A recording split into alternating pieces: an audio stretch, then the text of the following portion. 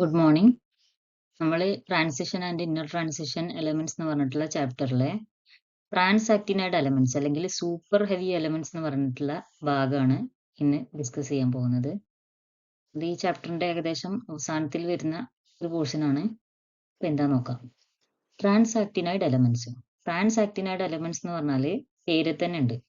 ട്രാൻസാക്റ്റിനൈഡ്, അതായത് ആക്റ്റിനൈഡുകളുടെ ശേഷം വരുന്ന എലമെന്റ്സുകളെയാണ് നമ്മൾ ട്രാൻസാക്റ്റിനൈഡ് എലമെന്റ്സ് എന്ന് പറയുന്നത്. ഇതിന് സൂപ്പർ ഹെവി എലമെന്റ്സ് എന്നും പറയുന്നുണ്ട്. Super heavy elements, also known as transactinide elements, are the chemical elements with atomic numbers greater than 103. അതായത് അറ്റോമിക് നമ്പർ 103 അതിന്റെ മേലെ വരുന്ന അല്ലെങ്കിൽ അതിന് ശേഷം വരുന്ന എലമെന്റുകളെയാണ് നമ്മൾ ട്രാൻസാക്റ്റിനൈഡ് എലമെന്റ്സ് അല്ലെങ്കിൽ സൂപ്പർ ഹെവി എലമെന്റ്സ് എന്ന് പറയുന്നത്. The super heavy elements are immediately beyond the actinides in the periodic table. The heaviest actinide is ലോറൻഷ്യം. അതായത് 103 എന്ന് പറയുന്ന അറ്റോമിക് നമ്പർ നമ്മളുടെ ആക്ടിനൈഡ് സീരീസിൽ വരുന്ന അവസാനത്തിൽ വരുന്ന ലോറൻഷ്യാണ്. അപ്പൊ ഈ ലോറൻഷ്യം കഴിഞ്ഞിട്ട് വരുന്ന റൂദർഫോർഡിയം മുതൽ 104 ആയിട്ടുള്ള റൂദർഫോർഡിയം മുതൽ വരുന്ന എലമെന്റ്സിനെയാണ് നമ്മൾ ട്രാൻസാക്റ്റിനൈഡ് എലമെന്റ്സ് എന്ന് പറയുന്നത്, അല്ലെങ്കിൽ സൂപ്പർ ഹെവി എലമെന്റ്സ് എന്ന് പറയുന്നത്. ഇത് ശരിക്കും എന്താണ്, ഡി ബ്ലോക്കിൽ വരുന്ന ട്രാൻസിഷൻ മെറ്റൽസ് വരുന്ന ആളുകളാണ് ഈ റൂദർഫോർഡിയം മുതൽ ഉള്ള ഈ ട്രാൻസാക്റ്റിനൈഡ് എലമെന്റ്സ് എന്ന് പറയുന്നത്. By definition, super heavy elements are also transuranic elements, that is having atomic numbers greater than that of uranium 92. പിന്നെ നമ്മൾ പഠിച്ചിട്ടുണ്ട് അല്ലേ, യുറാനിയം എന്ന് പറയുന്നത് അറ്റോമിക് നമ്പർ 92 ഉള്ള എലമെന്റിനാണ് യുറാനിയം എന്ന് പറയുന്നത്. അപ്പൊ യുറാനിയത്തിന്റെ ശേഷം വരുന്നതിനൊക്കെ നമ്മൾ ട്രാൻസ് യുറാനിക് എലമെന്റ്സ് എന്നാണ് പറയാറുള്ളത്. അതുകൊണ്ട് തന്നെ സൂപ്പർ ഹെവി എലമെന്റ്സ് എന്താണ്, 103 ശേഷം വരുന്നത് എന്താണ്, 92 ശേഷം ഉള്ളത് ആയതുകൊണ്ട് തന്നെ ഇവരെയും നമ്മൾ എന്താണ് ട്രാൻസ്യൂറാനിക് എലമെന്റ്സ് ആയിട്ടും പരിഗണിക്കാറുണ്ട്. Super heavy elements are radioactive and have only been obtained synthetically in laboratories. None of these elements have ever been collected in a microscopic sample. പിന്നെ സൂപ്പർ ഹെവി എലമെന്റ്സ് എന്ന് പറയുന്നത് അറ്റോമിക് നമ്പർ ഏറ്റവും കൂടുതലായിട്ടുള്ള അല്ലെങ്കിൽ 104 ശേഷം വരുന്ന 103 ശേഷം 104 മുതൽ വരുന്ന എലമെന്റ്സ് ആയതുകൊണ്ട് തന്നെ ഇവര് ഭയങ്കര റേഡിയോ ആക്റ്റീവ് ആയിരിക്കും. ആൻഡ് ലബോറട്ടറിയിൽ സിന്തറ്റിക് ആയിട്ടുള്ള എലമെന്റുകളാണ്. ലബോറട്ടറിയിൽ അതും മൈക്രോസ്കോപ്പിക് ലെവലിൽ അല്ലെങ്കിൽ മൈക്രോസ്കോപ്പിക് എമൗണ്ടിൽ മാത്രമേ ഇവർ സിന്തസൈസ് ചെയ്തിട്ടെടുത്തിട്ടുള്ളൂ. മാക്രോസ്കോപ്പിക് സാമ്പിളിലൊന്നും ഇതുവരെ കളക്ട് ചെയ്യാൻ സാധിച്ചിട്ടില്ല. അത്രയും കുറഞ്ഞ എമൗണ്ടിൽ കാണപ്പെടുന്ന അല്ലെങ്കിൽ സിന്തസിസ് ചെയ്തിട്ടുള്ള ലബോറട്ടറീസിൽ സിന്തസിസ് ചെയ്തിട്ടുള്ള എലമെന്റുകളാണ് സൂപ്പർ ഹെവി എലമെന്റ്സ് എന്ന് പറയുന്നത്. The IUPAC defines an element to exist if its lifetime is longer than 10⁻⁻14 seconds, which is the time it takes for the nucleus to form an electron cloud. അതായത് IUPAC ഒരു element exist ചെയ്യണമെന്നുണ്ടെങ്കിൽ അതിന് കുറഞ്ഞത് 10⁻⁻14 സെക്കൻഡ്സിനേക്കാൾ കൂടുതൽ life time ഉണ്ടെങ്കിൽ മാത്രമേ അതിനൊരു element ആയിട്ട് പരിഗണിക്കണുള്ളൂ.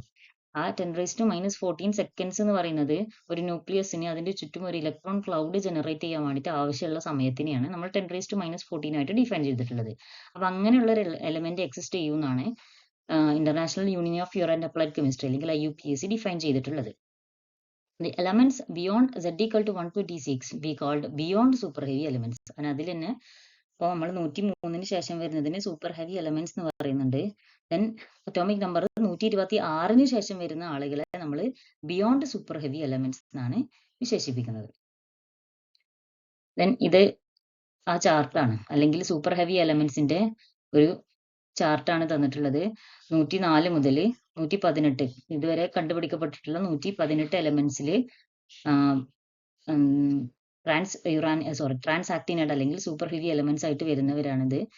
That is 104 rutherfordium, 105 dubnium, seaborgium, bohrium, hassium, meitnerium, darmstadtium, roentgenium, copernicium. Then ഇവിടുന്ന് നമ്മൾ അണൺട്രൈയം എന്ന് പറയുന്നതിന് പകരം ഇതിനെന്താണ്, ഇതിന്റെ ശരിക്കുള്ള പേര് എന്ന് പറയുന്നത് 113ാമത്തെ എലമെന്റ് നിഹോണിയാണ്. Then flerovium, moscovium, livermorium, tennessine, oganesson. ഇവരാണ് എന്ത് നമ്മളുടെ ട്രാൻസാക്റ്റിനൈഡ് സീരീസ് എന്ന് പറയുന്നത്, അല്ലെങ്കിൽ transactinide elements or super heavy elements എന്ന് വിശേഷിപ്പിക്കുന്ന എലമെന്റുകൾ.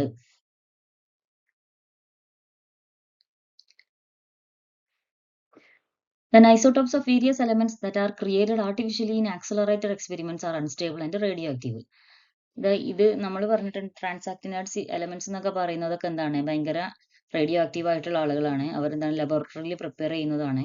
then അവരൊക്കെ എന്താണ് ആർട്ടിഫിഷ്യലി ആക്സിലറേറ്റർ എക്സ്പെരിമെന്റുകളിലൂടെയൊക്കെ ആർട്ടിഫിഷ്യലി ഉണ്ടാക്കിയെടുത്തതായതുകൊണ്ട് തന്നെ ഇവർ അൺസ്റ്റേബിൾ ആയിരിക്കും, റേഡിയോ ആക്റ്റീവ് ആയിരിക്കും.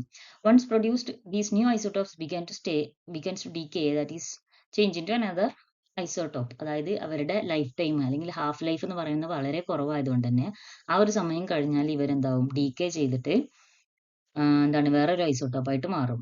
ദെൻ എന്താണ് ഹാഫ് ലൈഫ് എന്നൊക്കെ പറയുന്നത്? Time required for half of isotope atoms to decay is called isotopes half life. ഒരു ഐസോടോപ്പിന്റെ ഹാഫ് ലൈഫ് എന്ന് പറഞ്ഞാൽ എന്താണ്? ഐസോടോപ്പിന്റെ ഹാഫ് ഡീകേ ചെയ്ത് പോകാനായിട്ട് എടുക്കുന്ന സമയത്തിനാണ് നമ്മൾ ഹാഫ് ലൈഫ് എന്ന് പറയുന്നത്. ഇതൊക്കെ നമുക്ക് അറിയുന്നതാണ്. As the atomic number of each new heavy element increases, the half life typically decreases, meaning that new elements tend to decay more quickly. അപ്പോൾ അറ്റോമിക് നമ്പർ ഇങ്ങനെ ഇൻക്രീസ് ചെയ്യുന്നതിനനുസരിച്ച് അവരുടെ ഹാഫ് ലൈഫ് എന്തായിരിക്കും? കുറഞ്ഞുകൊണ്ടിരിക്കും. അങ്ങനെ കുറഞ്ഞു വരുമ്പോൾ അവരെന്താണ് പെട്ടെന്ന് മോർ ക്വിക്ലി ആയിട്ട് ഡീകേ ചെയ്യാൻ തുടങ്ങും. However, the physicist in 1960s predicted that this trend toward shorter half-life would change around the element 114. അപ്പോൾ ഞാൻ പറഞ്ഞു എന്താണ്? അറ്റോമിക് നമ്പർ കൂടുന്നതിനനുസരിച്ച് ഹാഫ് ലൈഫ് കുറയാണ്, അവർ ഡീകേ ചെയ്യാനുള്ള സമയം കുറയാണെന്നൊക്കെ പറഞ്ഞു. പക്ഷേ 1960s കുറച്ച് ഫിസിസിസ്റ്റുകൾ ഈ അറ്റോമിക് നമ്പർ 114ന്റെ അറൗണ്ട് ആയിട്ട്, 114 എന്ന് പറഞ്ഞാൽ ഫ്ലറോവിയം, ഈ ഫ്ലറോവിയം പിന്നെ അതിന്റെ മുമ്പ് വരുന്ന കൊപ്പർനീഷ്യം പോലുള്ള 114ന്റെ അടുത്ത് വരുന്ന കുറച്ച് ആളുകളിൽ ഹാഫ് ലൈഫ് ശരിക്കും കുറഞ്ഞു വരുന്നുണ്ട്. ഇത് പക്ഷെ അത്ര തന്നെ കുറയുന്നില്ല. മറ്റുള്ളതിനെ കമ്പയർ നോക്കുമ്പോൾ കുറച്ച് ലോങ്ങർ ആയിട്ടുള്ള ഹാഫ് ലൈഫ് ആയിട്ട് കണ്ടുപിടിക്കപ്പെട്ടു. അതായത് ഷോർട്ടർ ഹാഫ് ലൈഫ് എന്ന് പറയുന്ന ആ ഒരു ട്രെൻഡ് അവിടെ മാറി വരുന്നതായിട്ട് 114ലേക്ക് എത്തുമ്പോൾ മാറി വരുന്നതായിട്ട് കാണപ്പെട്ടു. They thought that some elements around the element 114 would have longer half-lives, forming an island of stability in the mid of a sea of highly unstable elements. അതായത് അതിന്റെ ചുറ്റുമുള്ളതൊക്കെ highly unstable ആയിട്ടുള്ള elements ആണ്. പക്ഷേ ഈ എലമെന്റ് 114 അല്ലെങ്കിൽ 114 atomic number വരുന്ന എലമെന്റിന്റെ അടുത്തായിട്ട് വരുന്നവർക്ക് എന്താണ് കുറച്ചും കൂടി മറ്റുള്ള സൂപ്പർ ഹെവി എലമെന്റ്സിനെ താരതമ്യം ചെയ്യുമ്പോൾ കുറച്ചും കൂടി ലോങ്ങർ ആയിട്ടുള്ള ഹാഫ് ലൈഫ് കാണപ്പെടുന്നുണ്ട്. അതിന് അവര് ഇട്ട പേരാണ്, അതിനെ അവർ വിശേഷിപ്പിച്ചതാണ് ഐലൻഡ് ഓഫ് സ്റ്റെബിലിറ്റി. ആ ഒരു 114 എലമെന്റ് 114ന്റെ അടുത്ത് അതിന്റെ അറൗണ്ട് ആയിട്ട് വരുന്ന കുറച്ച് ആളുകളെ പറഞ്ഞിട്ടുള്ള അല്ലെങ്കിൽ വിശേഷിപ്പിച്ച പേരാണ് ഐലൻഡ് ഓഫ് സ്റ്റെബിലിറ്റി എന്നുള്ളത്.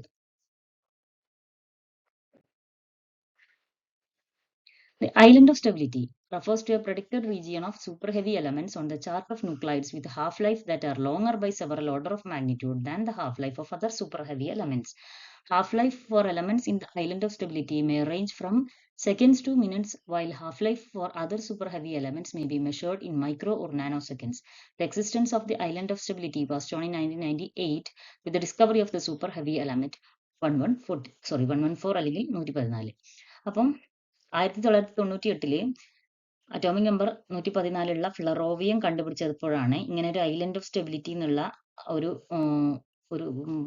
കൺസെപ്റ്റ്, ഇങ്ങനെ ഒരു കാര്യം എക്സിസ്റ്റ് ചെയ്യുന്നുള്ളത് ആദ്യമായിട്ട് മനസ്സിലാക്കിയിട്ടുള്ളത്. ആൻഡ് ഇവിടെ എന്താ പറയുന്നത് വെച്ചാൽ മറ്റുള്ള സൂപ്പർ ഹെവി എലമെന്റ്സിനെ കമ്പയർ ചെയ്ത് നോക്കുമ്പോൾ ഈ 114 അറ്റോമിക് നമ്പർ 114 വരുന്ന എലമെന്റും അതിന്റെ ചുറ്റുമുള്ള 112 ദെൻ ആ ഒരു റേഞ്ചിൽ വരുന്ന ആ ഒരു 114ന്റെ അറൗണ്ട് ആയിട്ട് വരുന്ന എലമെന്റുകളിലൊക്കെ എന്താണ് മറ്റുള്ള സൂപ്പർ ഹെവി എലമെന്റ്സിനെ കമ്പയർ ചെയ്ത് നോക്കുമ്പോൾ അതിനേക്കാൾ കൂടുതലായിട്ടുള്ള ലോങ്ങർ ഹാഫ് ലൈഫ് കാണപ്പെടുന്നതായിട്ട് കണ്ടെത്തി. ആ ഒരു ഏരിയ, ആ ഒരു റീജിയൻ സൂപ്പർ ഹെവി എലമെന്റ്സിനെയാണ് ഐലൻഡ് ഓഫ് സ്റ്റെബിലിറ്റി എന്ന് റെഫർ ചെയ്യുന്നത്, അല്ലെങ്കിൽ അതിങ്ങനെ വെച്ചിട്ട് പ്രഡിക്റ്റ് ചെയ്യുന്നത്, അങ്ങനെ വിശേഷിപ്പിക്കുന്നത്.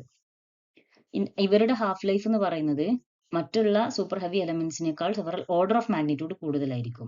ദാറ്റ് ഈസ് ഐലൻഡ് ഓഫ് സ്റ്റെബിലിറ്റിയിൽ വരുന്ന എലമെന്റുകളുടെ ഹാഫ് ലൈഫ് എന്ന് പറയുന്നത് സെക്കൻഡ്സ് ടു മിനിറ്റ്സ്, അതായത് it ranging from seconds to minute, സെക്കൻഡുകളിൽ നിന്നും മിനിറ്റുകൾ വരെ എന്താണ് നീളം കൂടിയിട്ടില്ല അല്ലെങ്കിൽ അത്രയും ഹാഫ് ലൈഫ് കാണിക്കുന്നവരാണ് ഈ ഐലൻഡ് ഓഫ് സ്റ്റെബിലിറ്റിയിൽ വരുന്ന എലമെന്റ്. പക്ഷേ ബാക്കി സൂപ്പർ ഹെവി എലമെന്റ്സ് എന്ന് പറയുന്നത് മൈക്രോ അല്ലെങ്കിൽ നാനോ സെക്കൻഡ്സിലായിരിക്കും അവരുടെ ഹാഫ് ലൈഫ് എന്ന് പറയുന്നത്. അപ്പോൾ അവരുടെ എത്രയോ ഓർഡർ ഓഫ് മാഗ്നിറ്റ്യൂഡ് കൂടുതലായിട്ടാണ് ഐലൻഡ് ഓഫ് സ്റ്റെബിലിറ്റിയിൽ വരുന്ന എലമെന്റ്സിന്റെ ഹാഫ് ലൈഫ് കാണുന്നത്.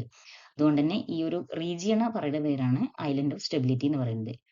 And the sea of instability refers to a region of elements on the periodic table that are highly unstable. അതായത് പീരിയോഡിക് ടേബിളിലുള്ള ഹൈലി അൺസ്റ്റേബിൾ ആയിട്ടുള്ള എലമെന്റുകളുടെ റീജിയൻ ആണ് നമ്മൾ സീ ഓഫ് ഇൻസ്റ്റെബിലിറ്റി എന്ന് പറയുന്നത്. These elements have extremely short half-life that may be measured in micro or nanosecond. നേരത്തെ പറഞ്ഞില്ലേ, micro nano സെക്കൻഡ്സിലായിരിക്കും അവരുടെ half life നമ്മൾ മെഷർ ചെയ്തിട്ടുള്ളത്. അതുകൊണ്ട് തന്നെ എക്സ്ട്രീംലി ഷോർട്ട് ഹാഫ് ലൈഫ് ആയിരിക്കും ആൻഡ് വെരി അൺസ്റ്റേബിൾ ആയിരിക്കും. അതുകൊണ്ട് തന്നെ അവർ പെട്ടെന്ന് ഡീകേ ചെയ്തിട്ട് മറ്റുള്ള ഐസോട്ടോപ്പുകളായിട്ട് മാറും.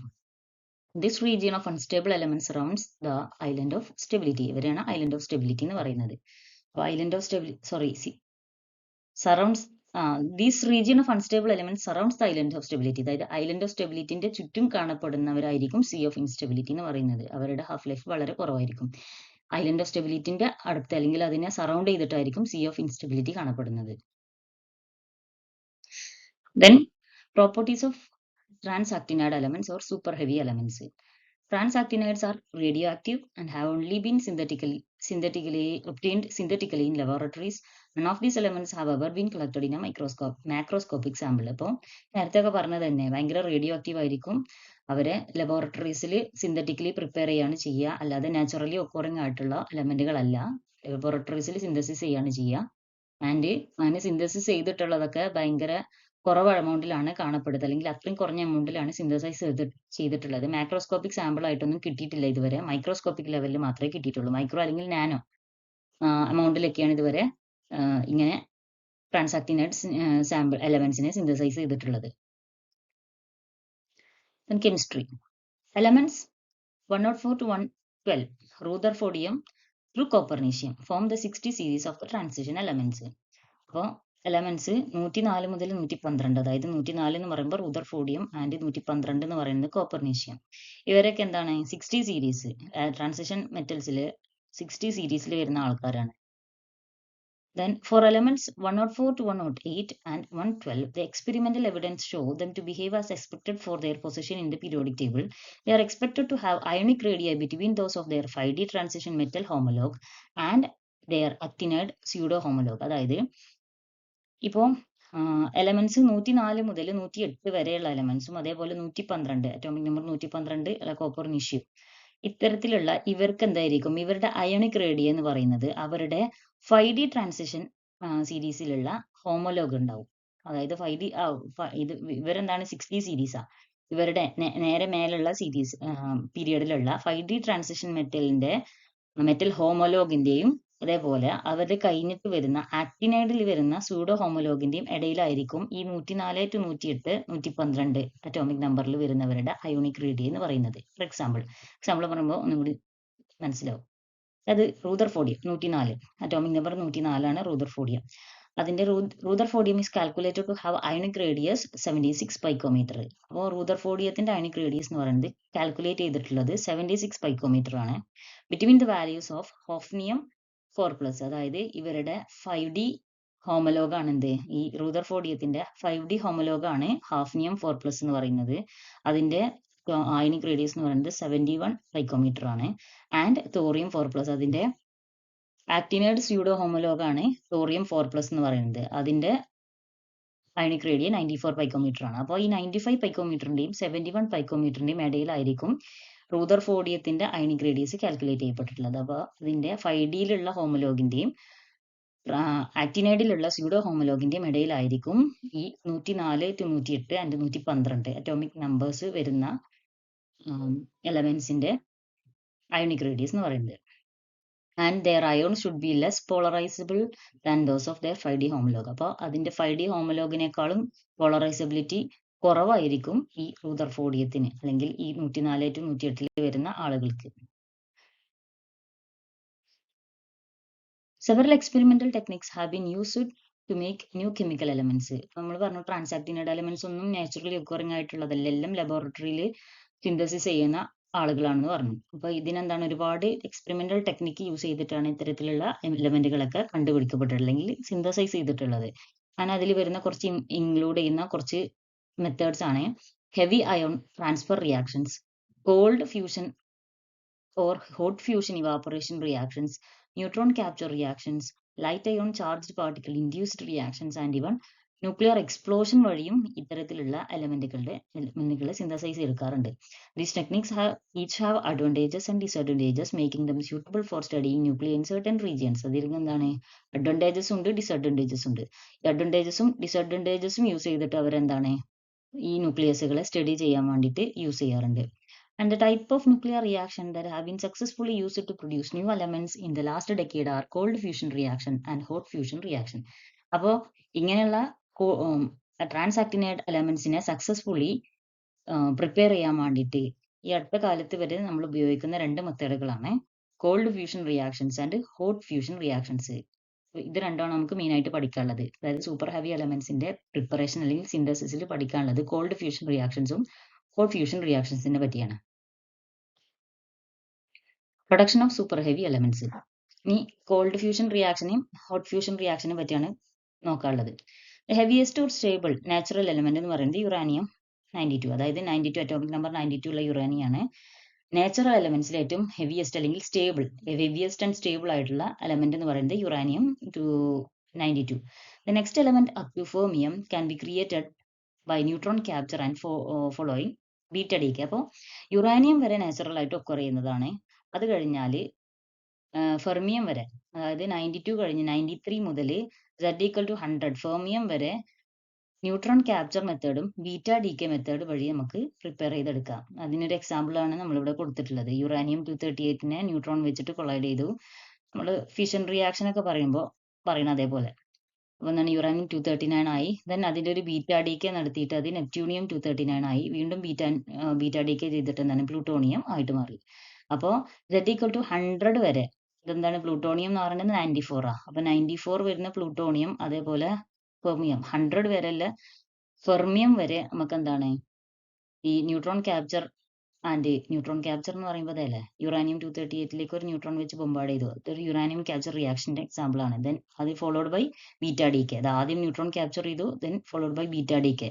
അങ്ങനെ ഈ ഒരു മെത്തേഡ് ഉപയോഗിച്ചിട്ട് നമുക്ക് 100 വരെയുള്ള എലമെന്റ്സിനെ പ്രൊഡ്യൂസ് ചെയ്തെടുക്കാം.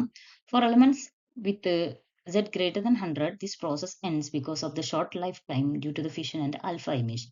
പക്ഷെ 100ന് മേലെ അറ്റോമിക് നമ്പർ വന്നാൽ ഇത്തരത്തിലുള്ള ഈ മെത്തേഡ് ഉപയോഗിച്ചിട്ട് നമുക്ക് പ്രിപ്പയർ ചെയ്യാൻ സാധിക്കില്ല. അതെന്താണ് അവരുടെ ലൈഫ് എന്ന് പറയുന്നത്, ഹാഫ് ലൈഫ് എന്ന് പറയുന്നത് വെരി ഷോർട്ട് ആണ്. അതുകൊണ്ട് തന്നെ അവർ ഫിഷൻ അല്ലെങ്കിൽ ആൽഫ എമിഷൻ ഒക്കെ നടത്തിയിട്ട് മറ്റുള്ള അയോൺസ് ആയിട്ട് മാറും അല്ലെങ്കിൽ ഐസോട്ടോപ്പുകളായിട്ട് മാറും. അതുകൊണ്ട് ഈ മെത്തേഡ് യൂസ് ചെയ്യാൻ പറ്റില്ല. ദെൻ അതിൽ നമുക്ക് പഠിക്കാനുള്ള രണ്ട് മെത്തേഡ് എന്ന് പറഞ്ഞാൽ അതിൽ ഒന്നാമത് കോൾഡ് ഫ്യൂഷൻ റിയാക്ഷൻസ് ആണ്. Cold fusion reactions use beam and target nuclei that are closer to each other in mass in order to produce a compound nucleus with generally lower excitation energy that typically requires the evaporation of one or no neutrons. ഇപ്പോൾ called fusion reaction എന്ന് പറഞ്ഞാൽ നമുക്കൊരു target nucleus ഉണ്ടായിരിക്കും. ആ target ന്യൂക്ലിയസിലേക്ക് ഒരു beam of ന്യൂക്ലിയസിനെ bombard ചെയ്യിക്കും. അങ്ങനെ bombard ചെയ്തതിന് ശേഷം ഈ ടാർഗറ്റ് ന്യൂക്ലിയസും ഈ ബീം ഓഫ് ന്യൂക്ലിയസും കൂടി ഫ്യൂഷൻ നടന്നിട്ട്, അതായത് ഒരു ടാർഗറ്റ് ന്യൂക്ലിയസും ഒരു ബീം ഓഫ് ന്യൂക്ലിയസും കൂടി ഫ്യൂഷൻ നടത്തിയിട്ട് ഒരു കോമ്പൗണ്ട് ന്യൂക്ലിയസ് പ്രൊഡ്യൂസ് ചെയ്യും. ആൻഡ് ഈ കോമ്പൗണ്ട് ന്യൂക്ലിയസിന്റെ എക്സൈറ്റേഷൻ എനർജി എന്ന് പറയുന്നത് വളരെ കുറവായിരിക്കും. ആൻഡ് അത് ഈ കോമ്പൗണ്ട് ന്യൂക്ലിയസ് ഉണ്ടാവുന്ന സമയത്ത് അതിൽ നിന്ന് ഒന്നെങ്കിൽ ഒരു ന്യൂട്രോൺ അല്ലെങ്കിൽ ന്യൂട്രോൺ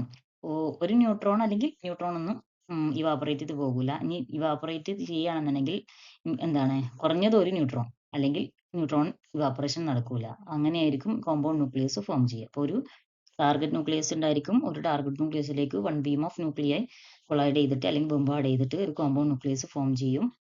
ആ കോമ്പൗണ്ട് ന്യൂക്ലിയസിന്റെ എക്സൈറ്റേഷൻ എനർജി എന്ന് പറയുന്നത് വളരെ കുറവായിരിക്കും.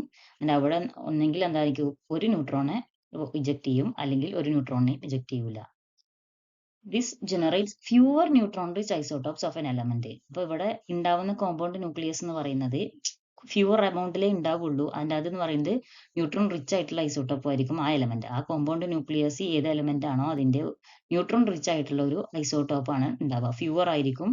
That have higher survival probabilities with respect to fission but have lower fusion probabilities.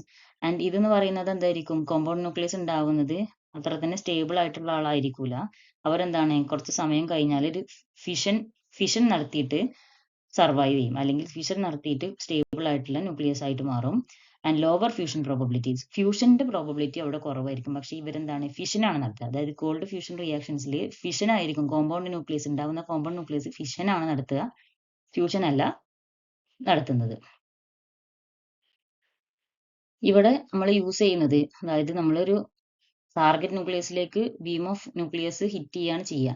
അപ്പോൾ ഇവിടെ ടാർഗറ്റ് ന്യൂക്ലിയസ് ആയിട്ട് നമ്മൾ യൂസ് ചെയ്യുന്നത് ലെഡ് അല്ലെങ്കിൽ ബിസ്മത്ത്. Z=82 എന്ന് പറഞ്ഞാൽ ലെഡ്, ബിസ്മത്ത് Z=83. ഇവരാണ് നമ്മൾ ടാർഗറ്റ് ന്യൂക്ലിയസ് ആയിട്ട് എടുക്കുന്നത്. ആൻഡ് അതിലേക്ക് നമ്മൾ യൂസ് ചെയ്യുന്ന ബീം ഓഫ് ന്യൂക്ലിയ എന്ന് പറയുന്നത് ഒന്നെങ്കിൽ അയൺ ആയിരിക്കും, നിക്കൽ ആയിരിക്കും, സിങ്ക് ആയിരിക്കും. ഇതെന്ന് പറയുന്നത് എന്താണ് മീഡിയം ഹെവി പ്രൊജക്ടൈൽസ് ആയിരിക്കും. അതായത് ഹെവി അത്ര തന്നെ നല്ല ഹെവി ആയിരിക്കൂല, എന്നാൽ ഭയങ്കര ലൈറ്ററും ആയിരിക്കൂല. ഇടയിൽ മീഡിയം ഹെവി ആയിട്ടുള്ള പ്രൊജക്ടൈൽസ് ആണ് യൂസ് ചെയ്യുക. and excitation energy of the compound nucleus is only 10 to 15 mega electron volt. ഉണ്ടായിട്ടുള്ള കോമ്പൗണ്ട് ന്യൂക്ലിയസിന്റെ എനർജി ഓഫ് എക്സൈറ്റേഷൻ കുറവാണെന്ന് പറഞ്ഞു. അതെന്ന് പറയുന്നത് 10 to 15 മെഗാ ഇലക്ട്രോൺ വോൾട്ട് ആയിരിക്കും. Evaporation of 1 neutron is necessary to prevent the compound nucleus from spontaneous fission. And compound nucleus ഉണ്ടാവുമ്പോൾ ഒരു neutron പുറത്തേക്ക് ഇവാപ്പറേറ്റ് ചെയ്ത് പോകുന്നുണ്ടെന്ന് പറഞ്ഞു. അത് ഇവാപ്പറേറ്റ് ചെയ്യുന്നത് സ്പോണ്ടേനിയസ് ആയിട്ടുള്ള ഫിഷൻ, പെട്ടെന്ന് ഫിഷൻ നടത്തിയിട്ടുള്ള ആ ഒരു ചാൻസ് ഇല്ലാതാക്കാൻ വേണ്ടി, അല്ലെങ്കിൽ സ്പോണ്ടേനിയസ് ഫിഷനെ പ്രിവെന്റ് ചെയ്യാൻ വേണ്ടിയിട്ടാണ് അവിടെ ന്യൂട്രോണെ ഇവാപ്പറേഷൻ നടത്തുന്നത്. ഒരു എക്സാമ്പിൾ നോക്കുകയാണെന്നുണ്ടെങ്കിൽ ലെഡ് എന്ന് പറയുമ്പോൾ Z=82. ഈ ലെഡിലേക്ക് നമ്മൾ സിങ്ക് ആയിട്ടുള്ള ഒരു മീഡിയം ഹെവി എലമെന്റ് ആയിട്ടുള്ള സിങ്ക് ബൊമ്പാർഡ് ചെയ്യുന്നു. And an element with atomic number 112 112 എന്ന് പറയുന്ന അറ്റോമിക് നമ്പർ ഉള്ള ഒരു എലമെന്റ് ഫോം ചെയ്യും, കോമ്പൗണ്ട് ന്യൂക്ലിയസ് ഫോം ചെയ്യും. And along with the evaporation of 1 neutron. ഇതാണ് റിയാക്ഷൻ എന്ന് പറയുന്നത്. ലെഡിലേക്ക് സിങ്കിനെ ബൊമ്പാർഡ് ചെയ്യും, എന്നിട്ട് അറ്റോമിക് നമ്പർ 112 ആയിട്ടുള്ള എലമെന്റ് ഫോം ചെയ്യും with the evaporation of 1 neutron. This is the example for reaction, cold fusion reaction example ആണ്. Because the 112 isotope ultimately decay by emission to non-nuclei, identification of this element is straightforward.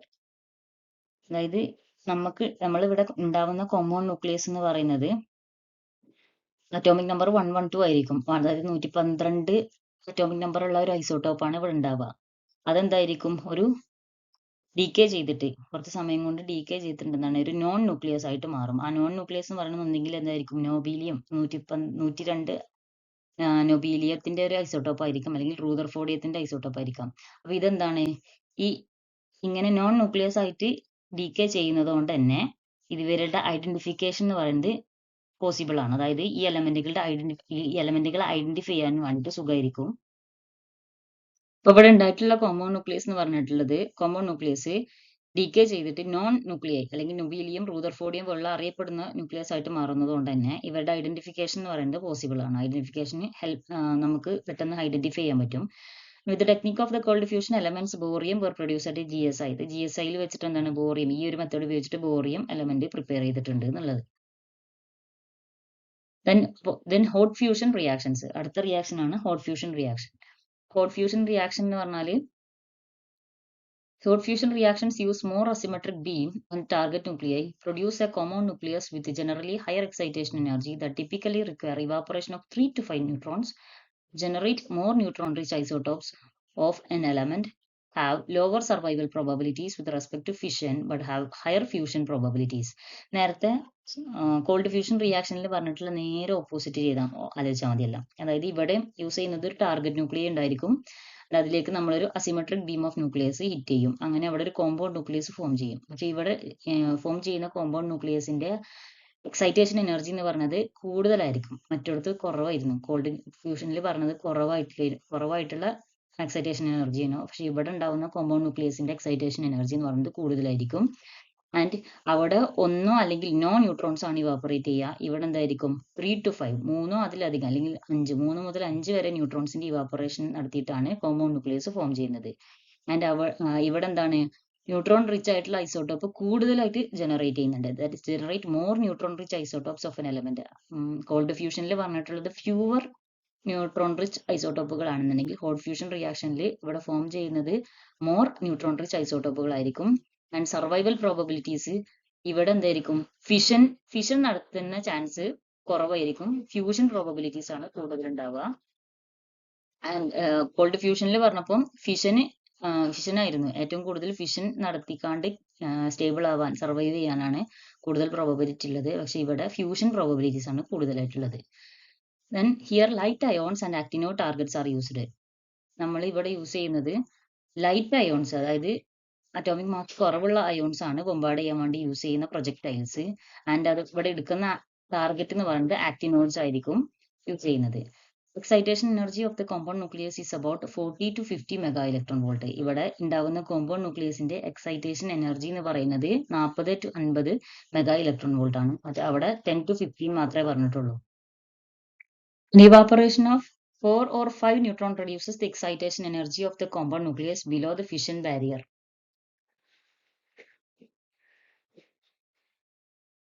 അപ്പൊ ഇവിടെ നമ്മൾ പറഞ്ഞിട്ടുണ്ട് 3 to 5 neutrons ആണ് compound nucleus നിന്നും evaporate ചെയ്ത് പോകുന്നത് എന്ന് പറഞ്ഞിട്ടുള്ളത്. അപ്പോൾ ഈ 4 or 5 ഇലക്ട്രോൺസ് ഇവാപ്പറേറ്റ് ചെയ്യുന്നത് കൊണ്ടാണ് അവിടെ എക്സൈറ്റേഷൻ എനർജി എന്ന് പറയുന്നത് ഒരു ഫിഷൻ ബാരിയറിന്റെ താഴെയായിരിക്കും. എക്സാമ്പിൾ ഓഫ് ദിസ് റിയാക്ഷൻ എന്ന് പറയുന്നത് നമ്മൾ പറഞ്ഞിട്ടുണ്ട് ലൈറ്റ് അയോൺസ് ആണ് യൂസ് ചെയ്യുക. സോ കോൾഡ് ഫ്യൂഷൻ റിയാക്ഷനിൽ മീഡിയം ഹെവി എലമെന്റ്സ് ആയിരുന്നു യൂസ് ചെയ്യുന്നത്. മീഡിയം ഹെവി അയോൺസ് ആയിരുന്നു യൂസ് ചെയ്തിട്ടുണ്ടായിരുന്നത്. ഇവിടെ ലൈറ്റ് അയോൺസ് ആണ് പ്രൊജക്ടൈൽസ് ആയിട്ട് യൂസ് ചെയ്യുക. ദെൻ ആക്ടിനോയിഡ് ടാർഗറ്റ് ആയിരിക്കും. ആൻഡ് ഇതിൽ തന്നെ 89, 99 ഈ രണ്ട് അറ്റോമിക് നമ്പറുകളുള്ള ആക്ടിനോയിഡ് എലമെന്റ്സുകളാണ് നമ്മൾ ടാർഗറ്റ് ആയിട്ട് യൂസ് ചെയ്യുന്നത്. ദർഫോർ ഒരു ലൈറ്റ് അയോൺ ആയിട്ടുള്ള കാൽസ്യം 48 ഉപയോഗിച്ചിട്ട് നമ്മൾ ഒരു പ്ലൂട്ടോണിയത്തിനെ ബോംബാർഡ് ചെയ്യിച്ചു. പ്ലൂട്ടോണിയത്തിന് ബോംബാർഡ് ചെയ്തിട്ട് ഒരു കോമ്പൗണ്ട് ന്യൂക്ലിയസ് 114 അറ്റോമിക് നമ്പർ 114 ഒരു കോമ്പൗണ്ട് ന്യൂക്ലിയസ് ഫോം ചെയ്തു. പ്ലസ് 4 ന്യൂട്രോൺ ഇവാപ്പറേഷൻ നടത്തി. ഇതൊരു എക്സാമ്പിൾ ഫോർ ഹോട്ട് ഫ്യൂഷൻ റിയാക്ഷന്റെ എക്സാമ്പിൾ ആണ്.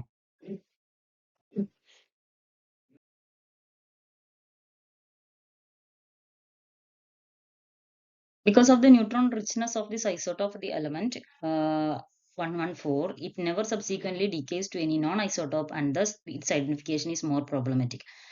ആൻഡ് ഇവിടെ നമ്മൾ നേരത്തെ പറഞ്ഞതിൽ എന്താണ് നോൺ ന്യൂക്ലിയസ് ആയിട്ട് അത് ഡീകേ ചെയ്ത് പോകുന്നത് കൊണ്ട് തന്നെ അവിടെ ഐഡന്റിഫിക്കേഷൻ എന്ന് പറയുന്നത് വേഗത്തിൽ ഐഡന്റിഫൈ ചെയ്യാൻ പറ്റും എന്ന് പറഞ്ഞിട്ടുണ്ടായിരുന്നു. പക്ഷെ ഇവിടെ എന്ന് പറയുന്നത് എന്താണ്, ഇത് ന്യൂട്രോൺ റിച്ച്നെസ് ഓഫ് ഐസോടോപ്പ് ഉണ്ടാവുന്ന കോമ്പൗണ്ട് ന്യൂക്ലിയസിന്റെ ന്യൂട്രോൺ റിച്ച്നെസ് കാരണമായിട്ട് ഇതെന്താണ് പെട്ടെന്ന് ഒരു നോൺ ഐസോടോപ്പ് ആയിട്ട് ഡീകേ ചെയ്യൂല. അതുകൊണ്ട് തന്നെ ഇതിന്റെ ഐഡന്റിഫിക്കേഷൻ എന്ന് പറയുന്നത് കൂടുതൽ പ്രോബ്ലമാറ്റിക് ആണ്. പെട്ടെന്ന് എന്താണ് ഐഡന്റിഫൈ ചെയ്യാൻ ബുദ്ധിമുട്ടാണ്.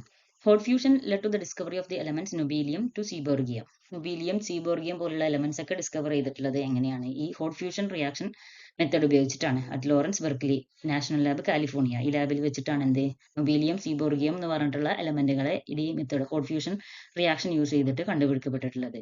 And cold fusion reaction have been successful in producing elements 104 to 112. അതായത് 104 മുതൽ 112 അറ്റോമിക് നമ്പർ ഉള്ള എലമെന്റ്സുകൾ പ്രൊഡ്യൂസ് ചെയ്യാൻ കോൾഡ് ഫ്യൂഷൻ റിയാക്ഷൻ ടെക്നിക്ക് ഉപയോഗിച്ചിട്ട് പറ്റിയിട്ടുണ്ട്. And hot fusion reactions have recent provided evidence four elements 113 to 116 and 118. 113 മുതൽ 116 വരെയും അതേപോലെ 118 അറ്റോമിക് നമ്പറുള്ള എലമെന്റ്സിനെ ഉണ്ടാക്കിയിട്ടുള്ളത് അല്ലെങ്കിൽ പ്രൊഡ്യൂസ് ചെയ്തിട്ടുള്ളത് ഹോട്ട് ഫ്യൂഷൻ റിയാക്ഷൻസിലൂടെയാണ്. ഇത്രയാണ് നമുക്ക് ട്രാൻസാക്ടിനൈഡ് എലമെന്റ്സ് അല്ലെങ്കിൽ സൂപ്പർ ഹെവി എലമെന്റ്സിനെ കുറിച്ചിട്ട് പറയാനുള്ളത്. അതിന്റെ പ്രോപ്പർട്ടീസും പ്രിപ്പറേഷനും ആണ് പറഞ്ഞിട്ടുള്ളത്. അപ്പോൾ മനസ്സിലായി എന്ന് വിചാരിക്കുന്നു. Thank you.